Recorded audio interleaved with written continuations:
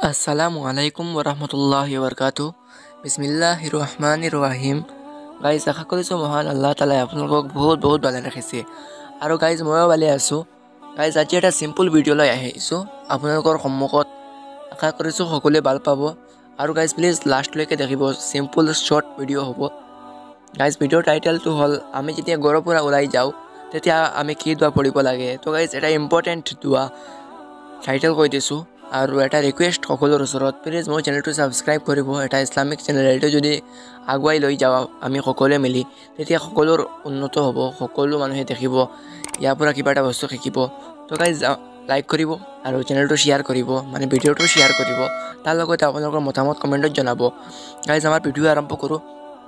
Title হ'ল ঘৰৰ পৰা ওলাই যাওঁতে আমি কি দোৱা পঢ়িব লাগে। চিম্পল দোৱা, শুনিলে ভাল লাগে, দিলত এটা শান্তি আহে। দোৱাটো শুনক, বিসমিল্লাহি তাৱাক্কালতু আলাল্লাহ।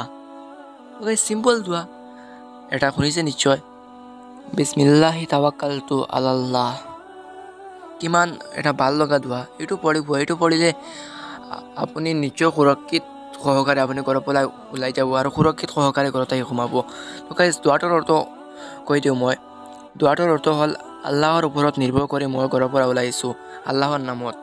তো গাইজ এইটো কিমান উন্নত ধৰণৰ দোৱা, এবাৰ ভাবি চাওকচোন। আপুনি যেতিয়া ঘৰৰ পৰা ওলাই যায় এইটো চিম্পল দোৱা পঢ়িলে, বিসমিল্লাহি তাৱাক্কালতু আলাল্লাহ, ইয়াৰ অৰ্থ হ'ল আমি আল্লাহৰ ওপৰত, আল্লাহৰ নামত মই ঘৰৰ পৰা ওলাই আহিছোঁ, নিশ্চয় আল্লাহে সুৰক্ষা সহিত মোক ঘৰত আনি সোমাব। তো গাইজ ভাবিছোঁ সকলোৱে মোৰ ৰিকুৱেষ্ট মোতাবিক ছাবস্ক্ৰাইব কৰি লৈছে বৰ্তমান। যিসকলে কৰা নাই প্লিজ ছাবস্ক্ৰাইব কৰি দিয়ক, লাইক কৰক, শ্বেয়াৰ কৰক আৰু কমেণ্ট এটা প্লিজ কৰিব। কমেণ্ট এটাই নাহে, লাইকটো আপোনালোকে মৰমৰ কৰি দিয়ে, কিন্তু প্লিজ কমেণ্ট কৰিব, অলপ কষ্ট তথাপিও প্লিজ কৰিব, মোক অলপ ছাপোৰ্ট কৰক, মই মটিভেশ্যন পাম। মটিভেশ্যন পালে আপোনালোকৰ বাবে আৰু উন্নত ধৰণৰ ভিডিঅ' আনিম। তো গাইজ আজিলৈ ইয়ালৈ থাকক, আল্লাহ হাফিজ।